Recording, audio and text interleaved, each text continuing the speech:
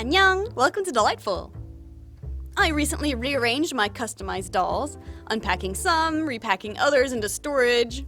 We can't afford much display space at the apartment, so most of my work hangs out in boxes most of the year. But as I was shuffling dolls around, I felt the sudden inspiration to draw a big chaotic group scene, kind of like my current banner art image. So I arranged a random selection of my characters into 2 rows and thought I'd draw that. Let's get to it!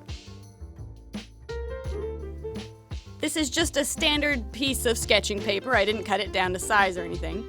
I've given it a white border in case, I don't know, I want to frame it later or something. I usually just draw on my sketchbooks, but this was a big enough, subject matter, a whole group of people that I upgraded to a larger loose piece of paper.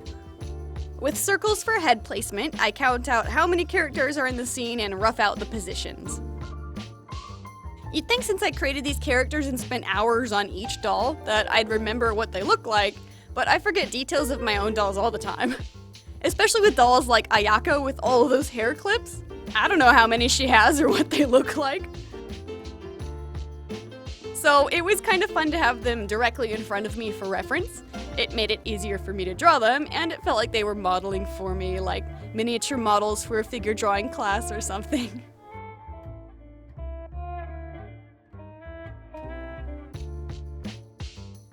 The first pass is just for roughing out the characters and figuring out how they'll interact with the other characters in their proximity. It can be tempting to dive in and start detailing right away, but I had to refrain myself. The goat man's horns were so huge they ended up getting in the way of all the other characters around him, much like the actual doll himself. I love dolls with big hats or hair decorations like Amanita's mushroom hat and stuff, but then the dolls can't pose very close to each other. Once the sketchy first pass is done, we can zoom in and start defining the characters in more detail. The dolls themselves have fixed expressions, of course, which is why you can bring in more personality and liveliness through a drawing. Although if you're good at posing your dolls, you can kind of express their personality through body language.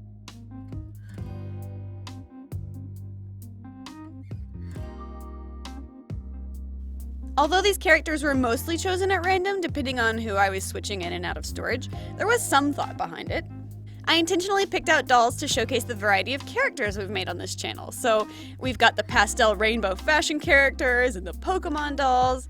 We've got cute shy garden fairies like Iggy, and then sexy demon babes like Ember and, the rest of the Halloween dolls.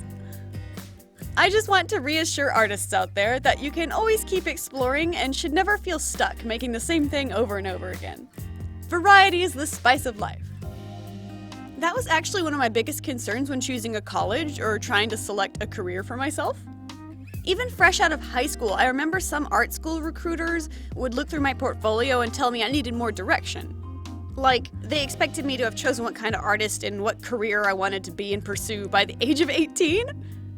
Honestly, does anyone know exactly what they want to do right out of high school? I won't specify the college out of courtesy, but one recruiter really stuck out to me and I still remember the critique and advice. They looked at my broad portfolio. I had acrylic paintings, drawings, comics, sculptures, all my quote-unquote best stuff at the time. And the recruiter said I needed clearer direction and told me a story of this one artist who painted the same jar like 100 times. Like still lives of the jar.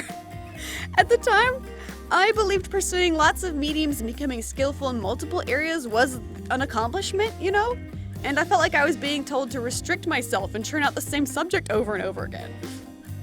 I remember being like, heck no, I'm not going to that college.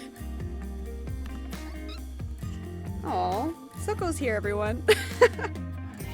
Soko, say hi. Oh, she's purring really loud, but hopefully that doesn't come through the mic too badly. Anyway, where was I? Now that I'm older, when I think about that moment, the story was probably meant to be like a way to say, clearly defined portfolios make it easier for hiring companies to review your work and see if you're a good fit or something like that. And that's true. I mean, if you want to work as a character designer, you better churn out a ton of character design pieces for your portfolio. But again, I was just coming out of high school.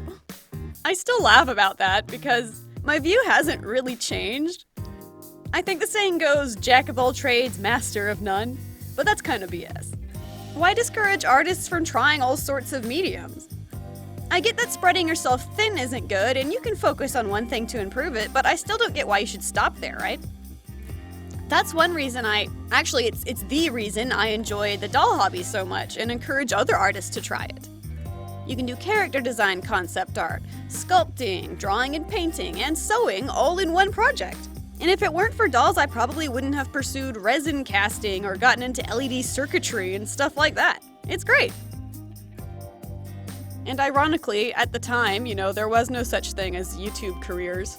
So I couldn't have even been prepared for the career I have now, which is sort of funny, but I think as long as you do your best and pursue your main interests and just give it 110%, hopefully you'll end up somewhere good,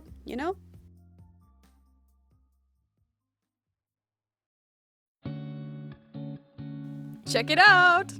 I got a lot of hand cramps drawing this, but it was worth it. Remember to do those wrist stretches, people. For the finishing touch, I went back and carved a hard outline around each character to help visually separate them a bit. And there we go. I really love it. I did scan in the drawing, and I tried to throw some color down on top to finish it up real quick, but I ended up not liking the color much.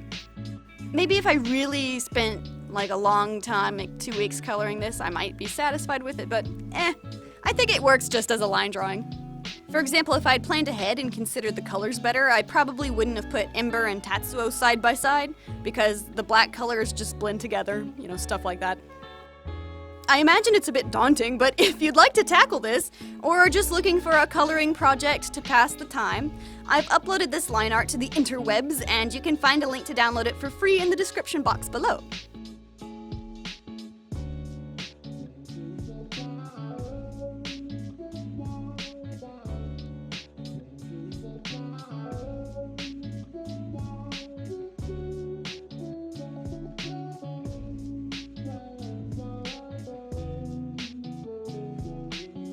And with that, I think this drawing and the video are done. Thanks so much for joining me for my very informal Sketch With Me video series. I hope you had fun. And I'll see you in the next video. Stay artsy! Annyeong!